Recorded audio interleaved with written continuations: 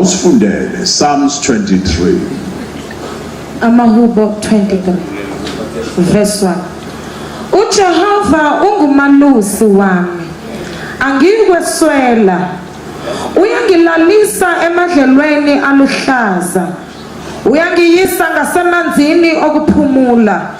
Ubuyisa umphefumulo wami, uyangihola ezindleleni zokulunga ngenxa yegama lakhe. Ake sithi ngenxa yegama lakhe. Khona sisokuthulile enombethe kahle njani. Asiphinde nasathula manje sengemphakamisa asho yedwa.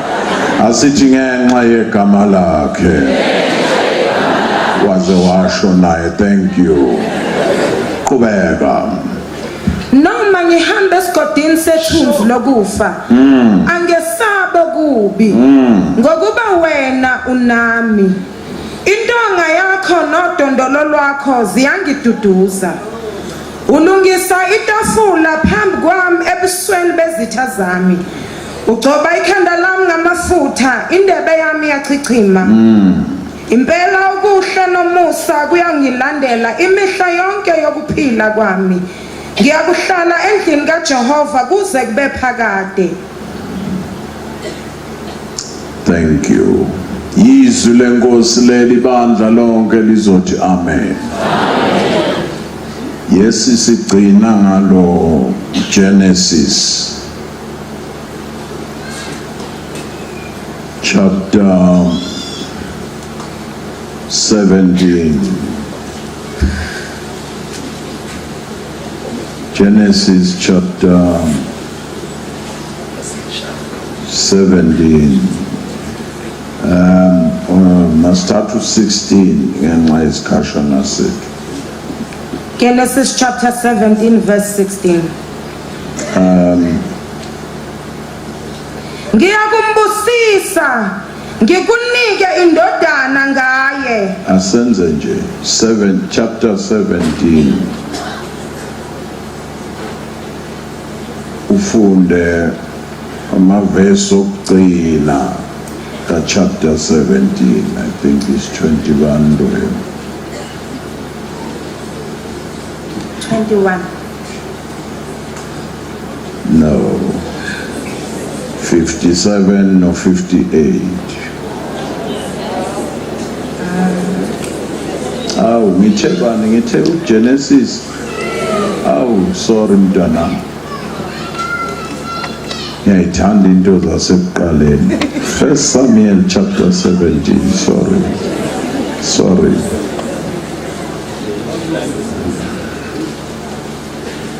Samuel chapter 17 verse 21. Verse 57. Verse 57. No, 58. Wona lamabili nje kuphela. uDavide esabuya ekubulaleni umFilisti, uAbneri wamthatha wamisa phambi kukaSawuli, ephethe ikhanda lomFilisti esandleni sakhe. Verse 58. uSawule wathi kuye, uyindodana kabani wena mfana na? uDavide waphendula wathi, ngiyindodana yenceku yakho uJese waseBethlehem. Ake sikhuleke. Umhlobo onguJesu. Hallelujah.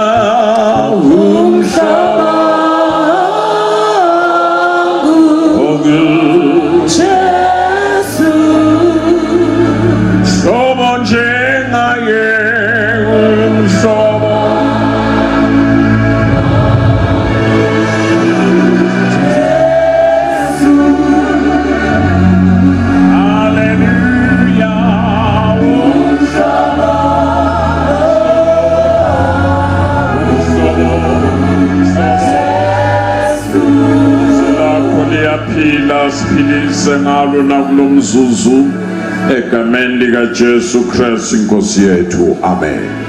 Okugcina nje hlobo njengaye hlobo loyo.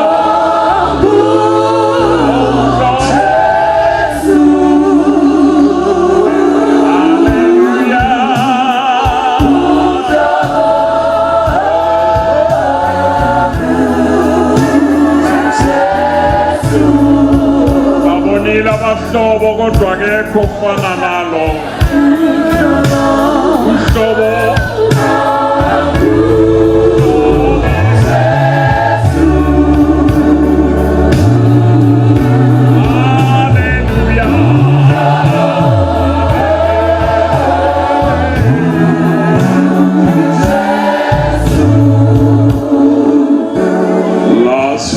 khona. I'm very sorry Nyandeni, mhlangano omkhulu kangaka ohlonipheke kangaka wokuqala konyaka ngizofunda Psalms 23.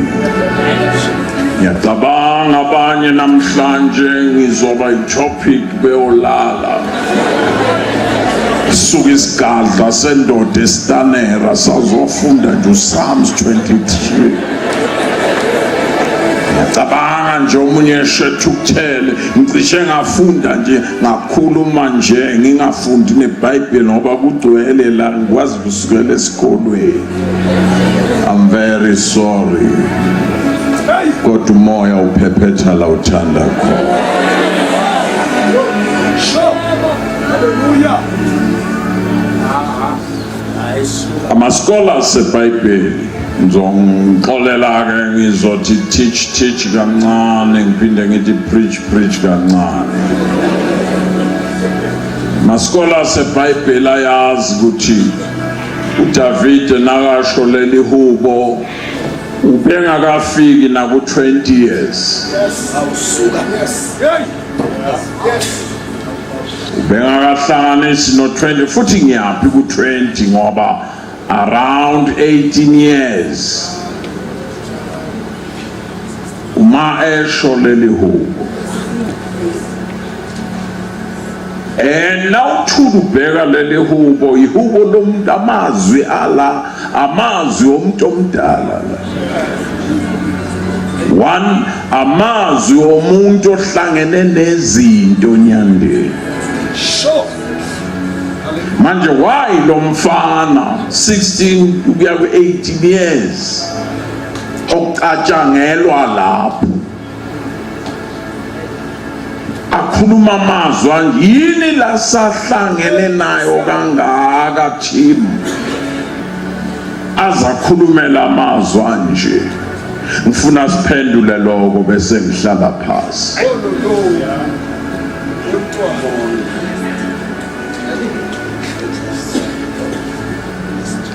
Ubani uDavid umesikhathi besivuma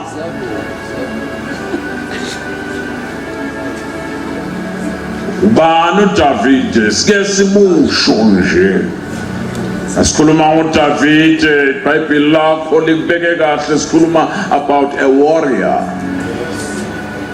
2 shepherd, 3 a musician, 4 a prophet. Yena ke nazo profeta bekathatha ugubhu lwakhe ahlabelele kwangathi uyahlabelela kanti soya prophet. Esinye seyiprofet engiyikhumbulayo esingibusisa kakhulu uthi izinja zingibambile zabelana ngeingubo zami kodwa iphulanga nelodwa lamathambo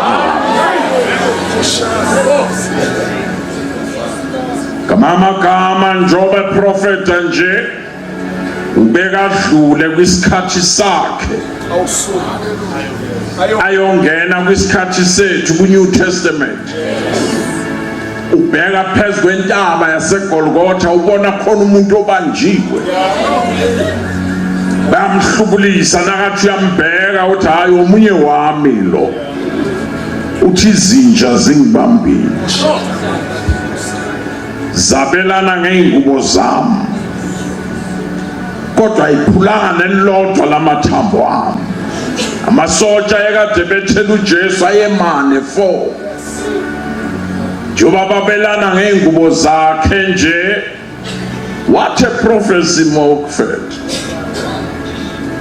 Babesho ukuthi emagumbini amane omhlaba bazomlahla ongcwele kaNkulunkulu kodwa bathatha impahla zakhe. Angidlule masinya-ke lapho. Bakhona abanye sebamlahlile yena kodwa izinto zakhe bayithethe.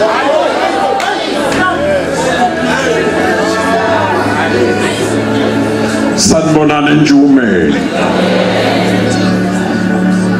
Izinja zingibambile. Inkosi yami. Angidlule prophet. Okunye okulandelayo ngoDavid ubani uDavid ngakhohlwa esina. Awukanti uNkulunkulu kathatha isoni asenze umprofeti. Yiloko kufanele nathi singakhohlwa kuthi nalokho esikuphethe izolo bekade sinjani. Kungumusa.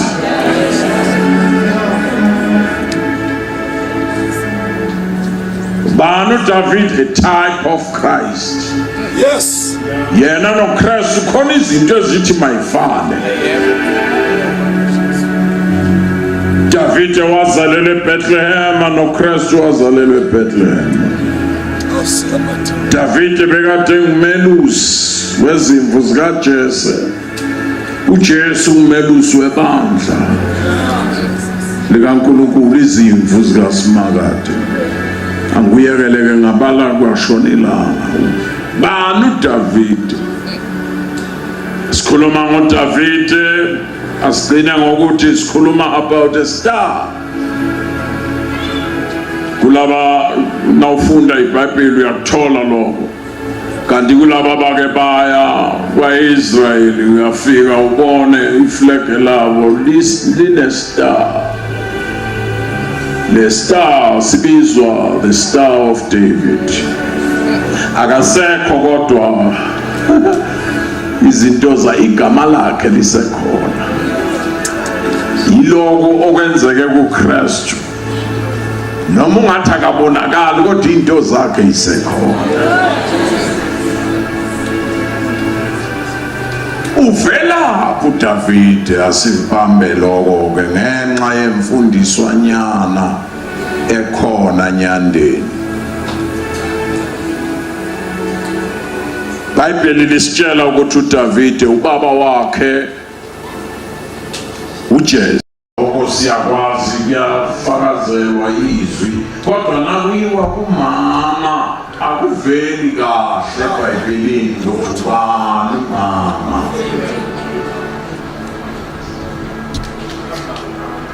Ingakho abanye sebathatha ama-chance njengomakhelwane bathatha ama-chance khona bathi mntwana uDavid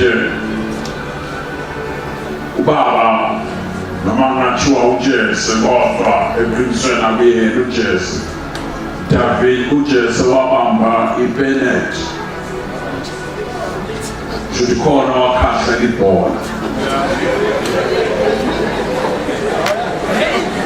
wanabona kwabamba uJese. Kulezi nsuku bengikhuluma noNdaba nje kunencwadi ephumile lotshwe umunye ihamba njengamagwinya eshisayo ukuthi uDavid noko umama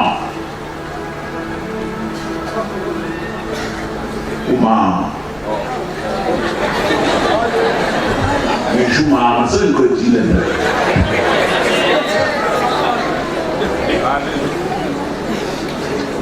nawufunda iBhayibheli lakho onke amadoda kwa-Israyeli mofethu angekubheka nje ungafundeli kwehlaya abantu uzondle wena. Onke amadoda kwa-Israyeli umesemadala indoda uyizwa ithi ngiyagodola ngalanda izingubo lokuyimbesa isho phezu kwamadadana ithi ngiyagodola. Bese kwaziwa ke uma indoda inganayo uDavide ebudaleni bakhe wawazi yagodola ekwaziwa ke uma indoda nasindala ukuthi nayithi ngiyagodola ngokulethwa ingubo enamehlo amabili enamehlo amabili iphinde ibe amabili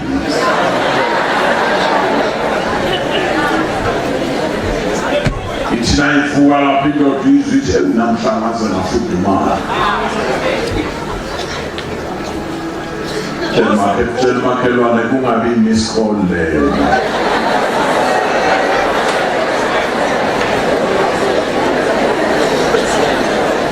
mina uGumbi GUMBI engikholelwa yikho angikholelwa yo number 1 angikholelwa nayo okunye naku engikholelwa yikho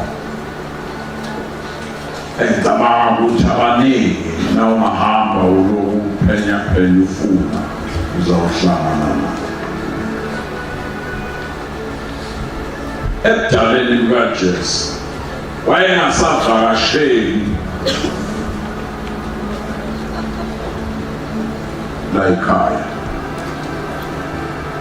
kodwa kunomama wayejwayelene nomkaJesu lo sisi wayesemncane lo kwahamba indoda yakhe yathi nayilahleka indoda ihambe emhlabeni wasala engumfelokazi so wayejwayeleke la ekhaya njengoba beza la ekhaya wayesizwa umkaJesu noma uJesu imvuselelo yayingasekho la ekhaya kodwa nakufika ngosisi uJesu wayemangala kwaba nemvuselelo la kuyo emangaza enkulu imvuselelo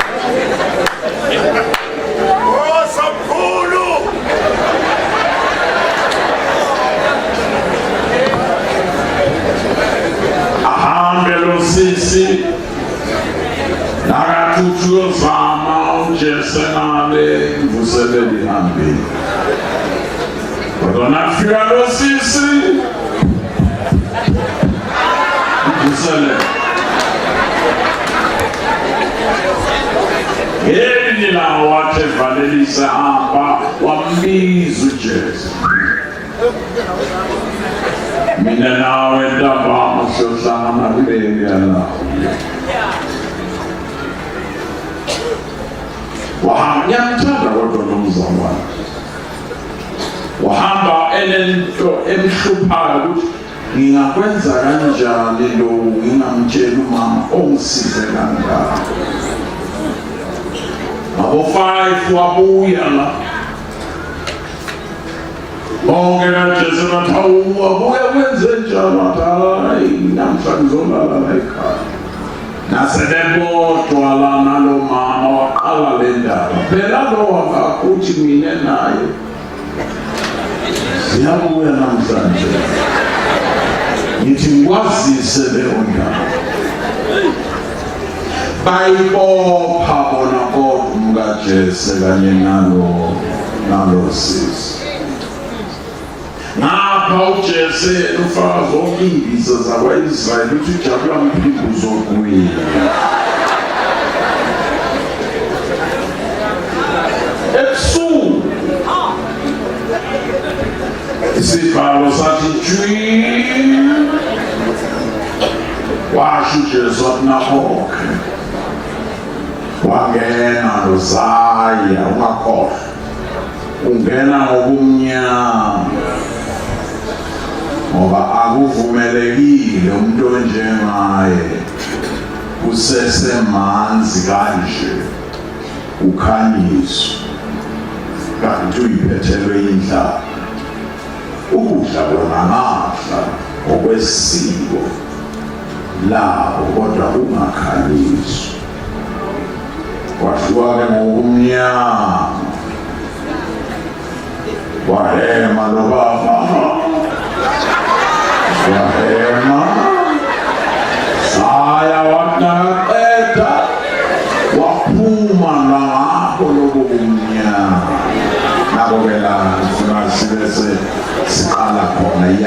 ke indaba. Kanti njobe hema kangaka akungenalo sisi. Kungene yena lo mama wala ekhaya. Yena uhema kangaka nje uthi kanti hayi yilo gogo. Bayiphepho yemuli nangihamba isikhathi uJesu wayebheke lapha kulo makoti ukuthi khona into ezokwenzeka. Kwafike kwamxaka nako-ke lasiqala khona. Kunoma bekhona into ekhanga kulo makoti kwashaya la eduze. Kwaphulelwa yona lo. Kwaba yinto emangazayo kwenzeke kanjani. Khulelwe kanjani wena? Nalo wabhoka abantu benza izinto bese bakhohlwa ukuthi benzeni. Wayibika le yalela. Wavela lo mfana babake bambo. Wavela lo mfana. Legama David wanikwa yilo mama. Esho ukuthi othandiweyo. Ngamagama wendaba lo mama wayeqonda ukuthi endaweni yami khona bekade ethandile.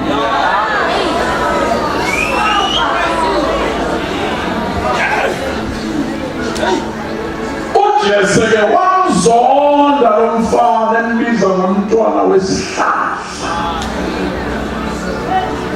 Akusingane yami le asiyishaya isitembu bembuka. Uthi wena wezwa yini ekhona amadoda amakhulu 7 yawo kuyothathwa lo mfana bewuyena oyolusa izinto. Ekhona amadoda amadala. Number 2, ngokwesiko laba-Israyeli awulisahamba nami kodwa. Ake ngibona izandla basekhona kanti nikhona impela. Ngokwesiko luka-Israyeli awuyithathi izimvu ungumelusi uyoyifaka la ungahambanga khona wena melusi. Izimvu uyayivalela bese kuthi ngabo-2 ekuseni uphume wena melusi uyohamba kulelo dlelo ozofaka izimvu khona. Mama bengikhuluma nabafundisi bengizokuqiniseka.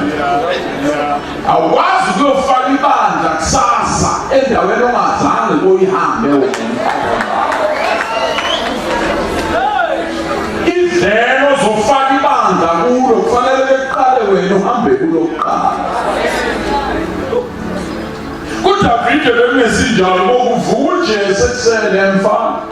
Namhlanje uzolusa makuleli yahlathi. Njalo umkhomba ngasemahlathini. Inhloso wayo ufuna kuphuma izilwane zibulale lo mfana ngoba uhlushwa yinto ukuthi akusingane yakhe le.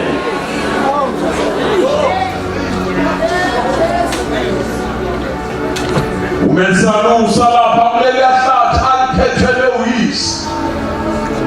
Kuduma amabhele la. Aphuma amabhele. Aphume abone lo mfana nomhlambi ezagijima amabhele. Nakatheza kulo mfana naseduze abone isandla sikaJehova siphezu kwalo mfana.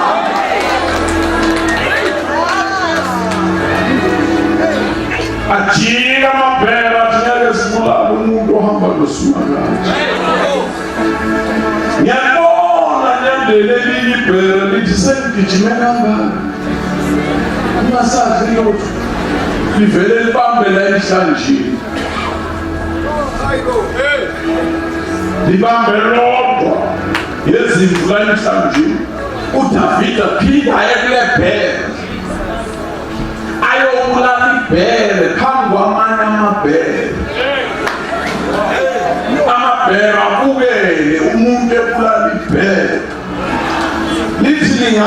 ngiyawabona amabhere hamba naye bekaya usukele kuNkulunkulu.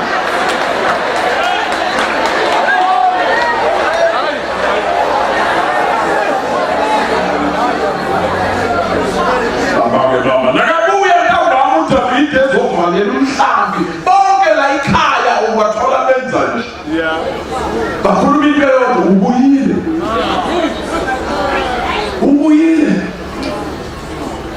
Ilento enyandele yamenza uDavide wathi ngcono nasakhulumi ukuthi ngihlangana nani. Kusho ukuthi vele ngifakwa ngabomu bafuna ngife. Ubuyile. No akhona ubuyile ndoda ulusanja. Olizwe. uNkulunkulu bekadena. Ekseni sasa aphila khombe lo baba. Namhlanje uzoyamali ihlathi. Njobe khomba lapha udwela amabhubesa airport.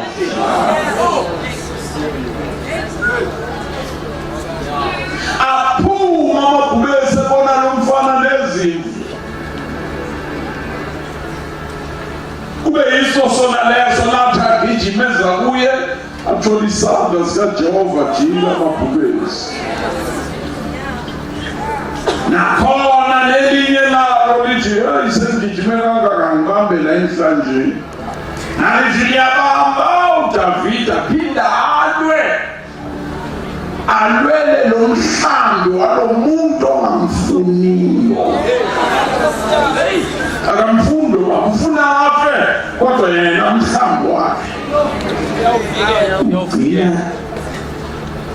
Uphila ulweli nasezitheni.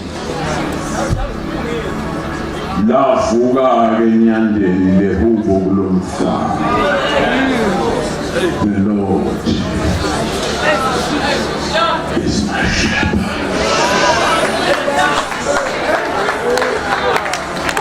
I shall not want.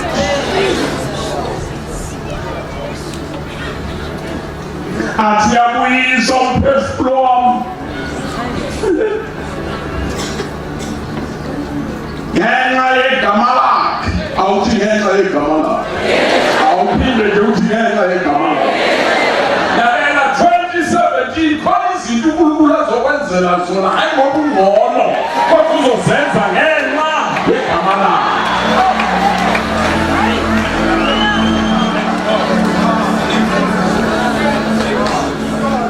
Akula bese yaprofeta njengoba ngishilo wathi umprofeti athi uyanhlaba itafula esweni bami naphambi kwezithathu zami adlule athi laligoba ikhanda lami ngamafutha athi indebe yami iyagidima aqede nasathi surely goodness and mercy shall follow me. Hayi Davide kukhona amabhubesi la kukhona amabhere la hayi mina ngibona amabhere ngale kwamabhere surely.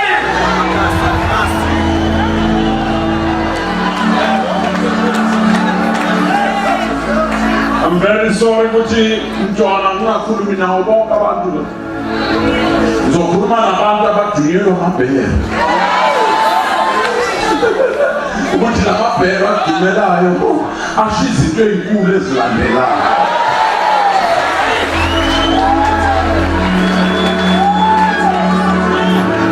I'm very sorry ukuthi nizoshunyezwa umuntu ongathi uyabanda kodwa ozoprofeta kubantu ababili la.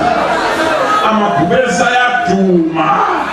Kuduma kufemeli, kuduma kumyeni wakho, kuduma abantu bakho, kuduma yonke into. Kodwa emva kwalokuduma kwalamabhubesi surely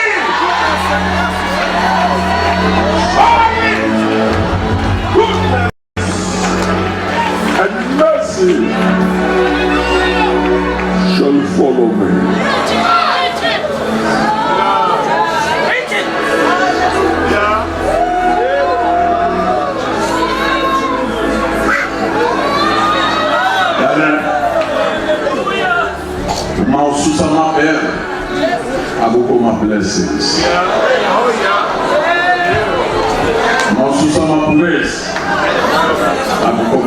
verse 6. Yekela lezi nhlamba. Ikhuluma umuntu ekhuluma naye. Yekela lezi nhlamba bakubiza ngazo. Le nhlamba othuka ngazo khona izinto eziyibizayo. Mbule asiphinde sifake esinye isitemu. Ngoba ngiyazi noma ingeke uyozayingena. Na uNkulunkulu ukhuluma noSamuel uyomkhalela kuze kube nini uSawuli senimelahlile. Ngiyibonela umuntu wenhliziyo yami ngaphakathi Jesu. Walisa uphondo lwakho. Hamba lapha. Nebala walidwalisa nawe eya kaJesu. Nafika bathi awusenzeni la ngabe bathi hayi sikwenza nje umhlatshelo sidlulisa nje. Asenzile konke bambeke lo. Uphondo lugcwele. Usethu Samuel. Lungisa. Jesu. Lungisa. Onke amadodana akho. Azodlula. Khona omunye wabo. Uphondo kufanele lwele phezu kwakhe. Bamaleka lungisa. Womangaki. Waya kubo vele lungisa bafana. Balungisa intshebe bayilungisa bageza bababahle. Bamatha abanjiyana. Ake umuntu. Ngesikhumbuza. Wake wamlungisa uDavid. Angithubuswa ingqondo yokuthi akusingane yami.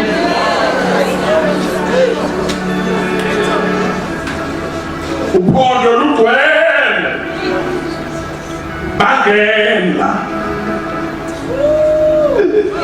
Bangena oqala wathengena efaneleke ebuhlisa intshebe ila. Phezu kwezikhawu. Wathengena yabona uJehova ethi dlulisa lonto.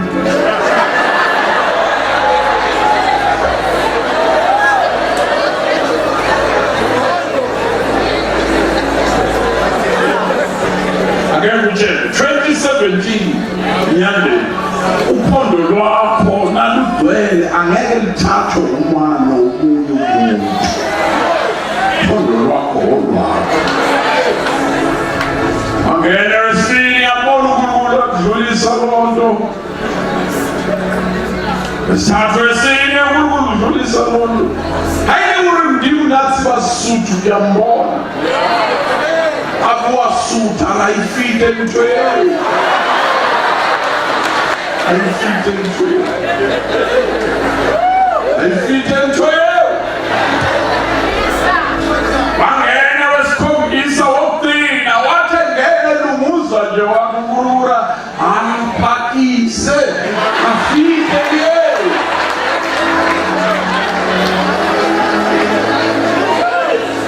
Badlula bonke bemangapha emva kwaSamuel noJesula. Yaphelela yonke i7 bamba.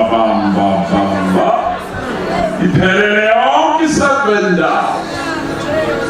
noJesu ubukela angamazi ubukele ngoba uyawabona lawa wathembile aphelele.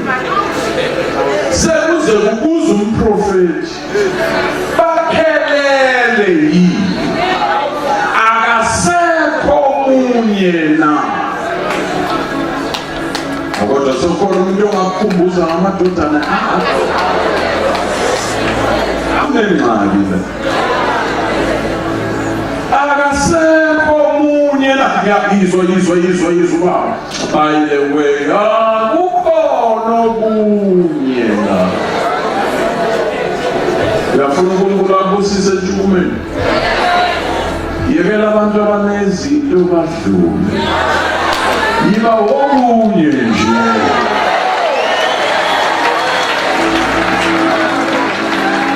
Bona omunye la.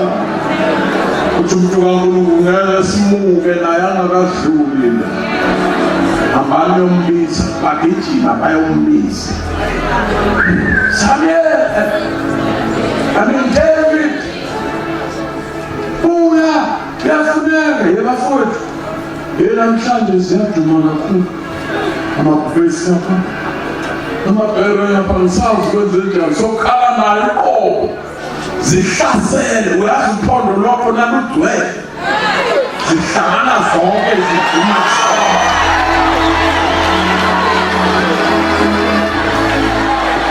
Mina ngikhuluma nabantu ophondo lwabo ludwele. Kuhlangana izinto ezingahlangana. Athe yekele yafutha kwazi ukuyeka imvuzo yababa kunje. Hayibo uyafuneka ngabhekela. Mabhela mawufoshoza umhlambi lo ufuneka wena. Wanele waya lalela abangena la kuthiwe lungisa. Yena kalungiswa. Wangena enubulo.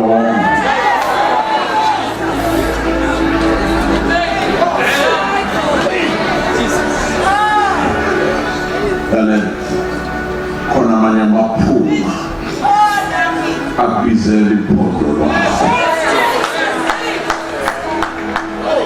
This call khona amanye.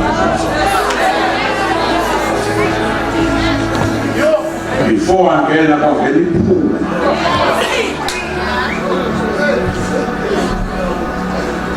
Isikhathi kununga wathi nakangena kwakhuluma uGugu speaking uSamuel.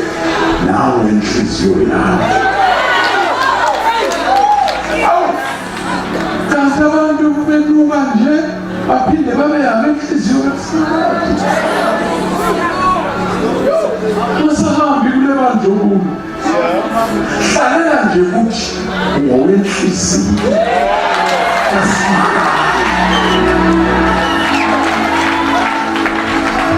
Bengishuthi mina hlala noma bengakuniki ipulpit. Vele awuzange kupulpit usebujesu. Lwaphakama uphondo. Ngesikhathi bemgcoba. Into engimangazayo umntwana ubheke lapho iBhayibheli bese uyangisiza nami. Into engimangazayo ngesikhathi bemgcoba. uDavide futhi kwenzakalani lutho Skathi kwehla amafutha phezulu abantu ababemangala yilabo abadlulela abangatholanga ubona Nyababona bekhuluma njengabantu bakithi kwaZulu yemfowethu awunangekhoda awuyini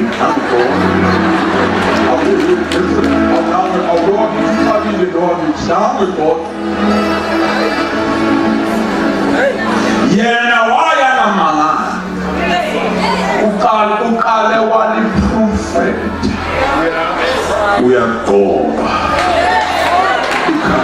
izinto zakho zingakafiki izinto zakho zingakafiki ukuze nasezifikile ziyasakumangaza umangala nje ngoba uzange kowuyibisi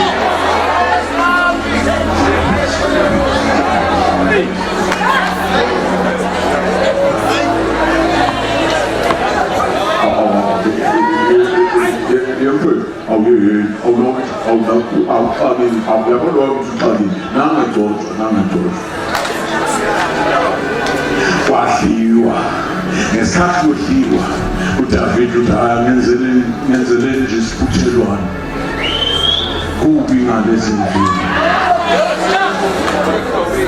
phela kuxotshowe nalo futhi isalamidla nje ngizovela izimvu zami thembeka kulo muntu okhonza kuye kuze kuzwele kuye wabuyela ezimvini hawu ndaba sikhuluma iqiniso makwakunguwe sowudotshiwe wawungeke usaya ezimvini wawuyoya kuSawuli usahleleleni semdotshiwe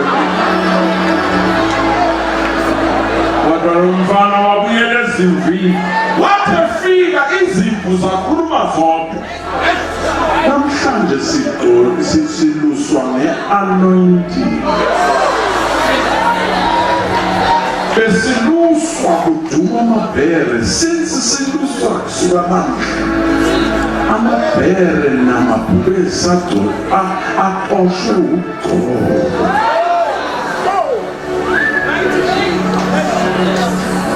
Kwaze kwafika isikhathi sokuthi kuphela i-probation, kanti nayiphela ngapha uNkulunkulu uvusa uGoliath ngapha. For 40 days uGoliath uyamemeza, khiphani umuntu ezela bambethe izinto zokulwa kodwa bayempini. NoJesu ukhiphe bonke abafana bakhe bani niyolwa kodwa baphuma uGoliath bayaqasha bonke. Ngelinye ilanga uDavida ubizwa uJese, seyiphelile i-probation, nale nto yokulandela izophela.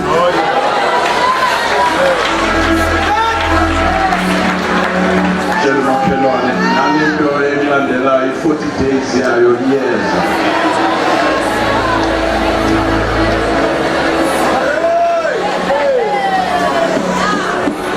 David, angithi abafowenu baselibili, thatha nako ukudla, ngiyabona kalambili awubakusela ukudla.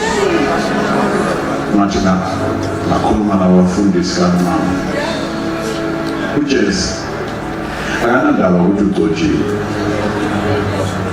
uJesu uyathumana. Inkinga yabafundisi abancane banamhlanje, bafuna ukuba ababhishophu naphansi kwababa. Ubaba uyathumana, akanandaba nogqobo lwakho. Ugqobo lwenu solunenze nalimala nangaphansi kwamagulu. Singahlala nenza Tshela umakhelwane, uJesu uyathumana. uJesu akanandaba ukuthi ugcotshwe kangakanani, kufanele ukwazi lokho. Ya spiritual father uzohlala nebaba, akanandaba nogqobo lwakho. Nakangena isitulo singalungisanga, uvela bize wena ungumfundisi, lungisa lesesitulo bese uyaqala abantu ababona ingcotshwe kangaka. Ungayolungisa itoro, uyihasha yini? Ubaba lothi lungisa isitulo.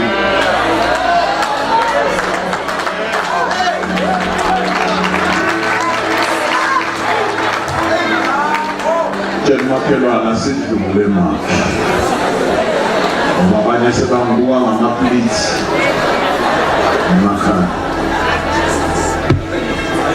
Bathatha umfana isini khaftini, akafika lapho nedefika le profethi nakukudla, waphuma uGoliath. Khiphani umuntu, babaleka phambi kwakho uDavida. Khiphani umuntu, uDavida athi awu hlazolile bafowethu, yini eyenzakalayo? Nayi into engicela ukuthi sigcine ngayo engibusisayo, yizwa uDavida uthi anganikwani umuntu ungabulala. Bafowabo bathi uqalile yayiphakamisa, yaphapha ephiphopu. Biyele ekhaya izinto uyishiyela bani, biyele hayi nafuthi angiyiphakamisi, bembuza nje biyele ekhaya, biyele ekhaya. Waphuma kanje washiya abafowabo, wathola amanye amasoda, wabuza umbuzo, anganikwani umuntu ongabulala umuntu? Iprofethi lelo liyangibusisa ngelelo. Anganikwani umuntu ongabulala? La mazwi kaDavida asho ukuthi bafundisi, angisazilwi izimpi zamahala.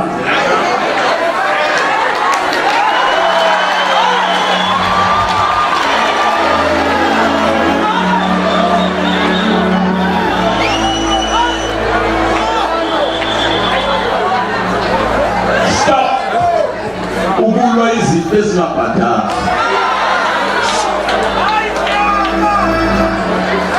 Stop ukulwa ziphi bendela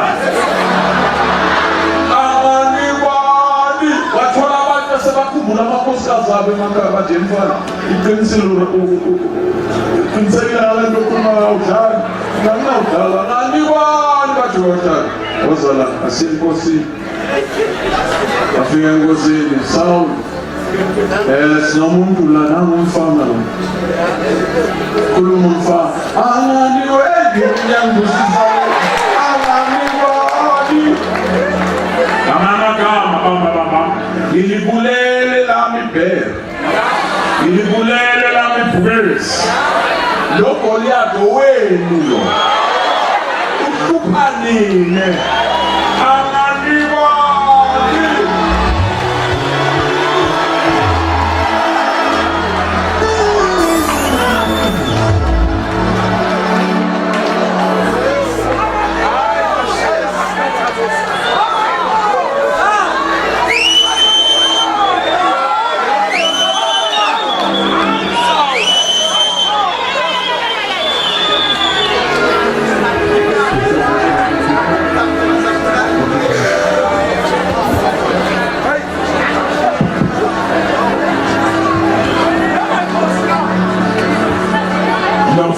naye umbethi izimpi umbethi izingubo zokuya empini kodwa akayi empini abesephendula lo mfana akusiyo ukuthi sinamagwana lo muntu kudala lo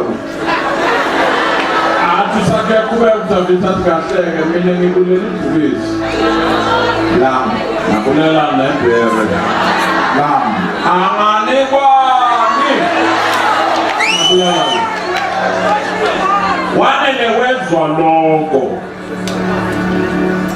uSaul wamuzwa ngodlebe wakhipha lakhe ibhanji azithola umfana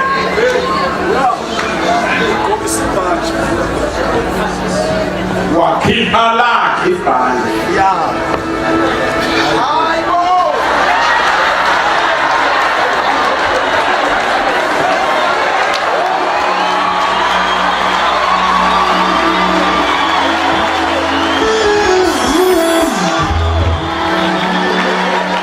lalela ngesikhathi uSaul wembesa ibhanti lakhe uDavid akenzanga ngathi ayijoma hayi Nkosi hayi angisho lapha wathi nakakhipha lakhe ngiyambona uDavid ethi okay usho nangibulala le ndoda uMkhosi sokuzalile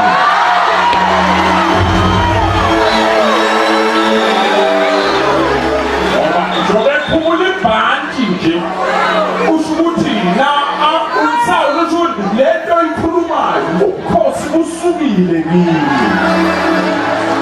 uMkhosi sebubuwe ayimbatha uDavid ibhanti wathi esuka wathi okay wakhumula mfana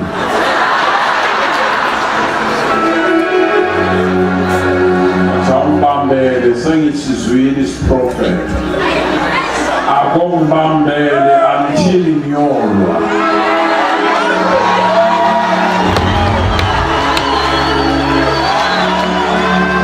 amanye amagama uSaul waphinde walenza njani ibhanti namanye amagama sogoka ibhanti aziyo ukuthi sengibambele omunye umuntu phela abantu abazofika emsebenzini bebukela phansi kanti selabavele wena uyephuka abayiphethe your promotion is coming your promotion is coming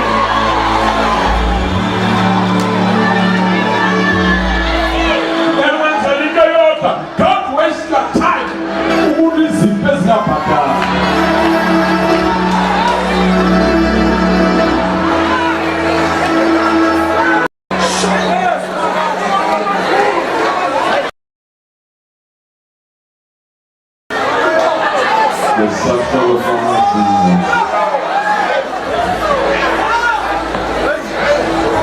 wathe uma uDavid wathukana uGoliath khona abantu nasebazofa bathukana kakhulu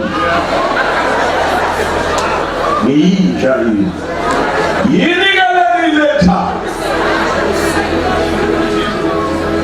lento ngoyinika inyoni zezulu ayithulela nje David waze wafika emfudlaneni wathatha amatshe amahlanu amane wawafaka esikhwameni sesilindi elilodwa walifaka la kwayima ekhuluma wena uza kimi ngenkemba nezazeze nemikhonto nayo mina ngiza kuwe ngegama likaJehova uNkulunkulu uSabaothi umnikazi walempi oyidelelile ayasho enyakazisa imbayimane yakhe walidedela ithi wathi nakalidedela nakulangusisa khona yembulu akalidedelanga ngabe sewuyakubuka ngihamba kanjani ngoba inkinga yakho nawe uyemkhulekweni enkonzweni udedela umkhuleko ulokubuka ukuhamba kanjani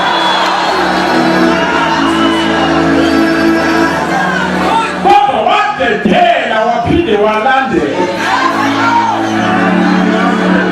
izinto ayidedela ngokukhona emkhulekweni zilandela walandela gijima itshe endleleni I strongly believe lathathwa umunwe kaJehova ngoba wona uyazi ukuthi insimbi ikuphi la ingekho khona wavele angena ashaya uGoliath wawa wathanawa uGoliath wawa uDavid esula bangapha uGoliath bakho bewa bakuthola wena usaluza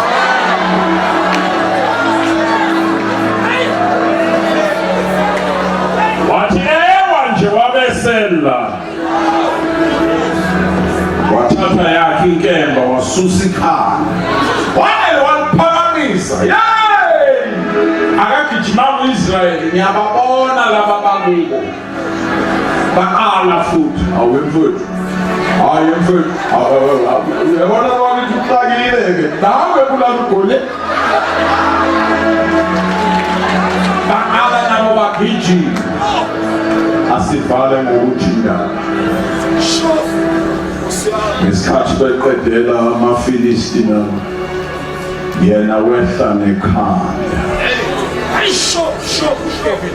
ikhanda alishiya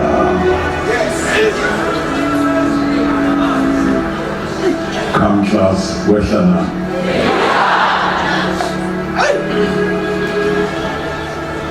yambone ekamereni lakhe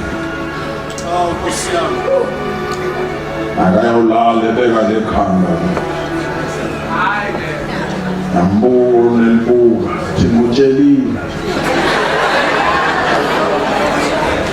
bazijifana avuke ekuseni athathe lekhanda into eyenza amakhosikazi onke akwa-Israyeli amemeze ahlabelele Sawuli ubulele inkulungwane kodwa lo ubulele ishumi lenkulungwane ngoba babona lo mfana nakahamba uloku uphethe lekhanda uthi uSawuli kule nduna ndodana kabani le okabani lo mfana zokhumbuza abafundisi fanele ube nayo ubaba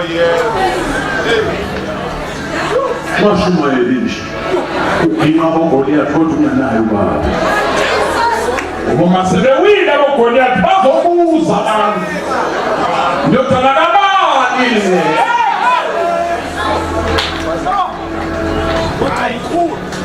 buza induna ethi amazi hayi ngoba ingamazi yayisabela isitulo sayo sokunduna ukuthi kusho ukuthi mfanele sithatha lesitulo sayo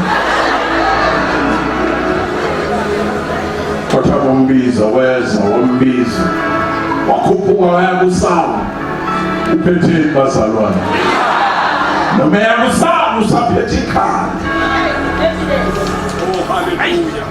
uyindodana kabani wachaza yenceku yakho uJesu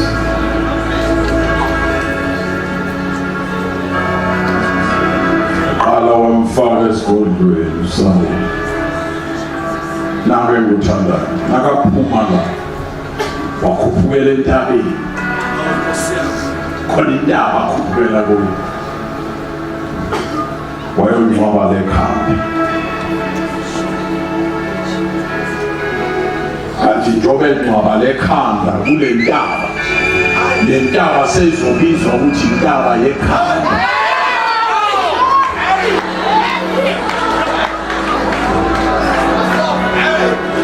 Owadinga ukuthi noJesu nakabona ikhanda likaGoliathi lincwatshwa la. Wathi nami nangiyobalanda uSathane ngizobe ngimba. Ngizobe wabethelwe entabeni yekhanda.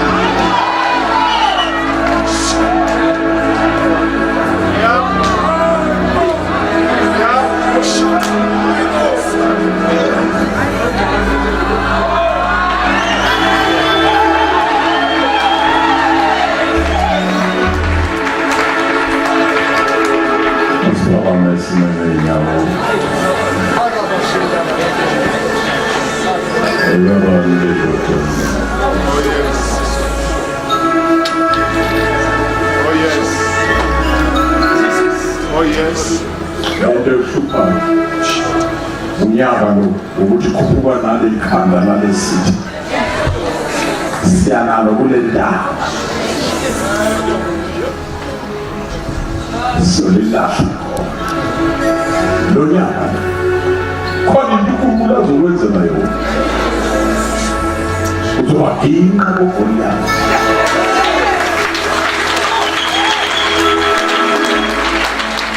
Unini uSathane yabona wena ubaleka.